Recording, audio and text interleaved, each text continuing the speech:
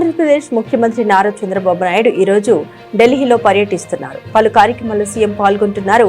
అలాగే పలువురు కేంద్ర మంత్రులను కలిసి ఏపీకి సంబంధించిన అభివృద్ధి పనులపై ముఖ్యమంత్రి చర్చిస్తున్నారు.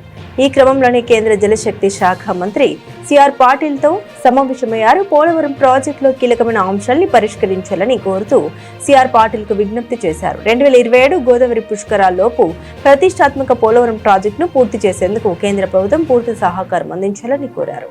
తొలి దశలో 41.15 మీటర్ల మేర నీటిని నిల్వ చేసేందుకు అవసరమైన నిర్మాణాలను పూర్తి చేయాలని సూచించారు.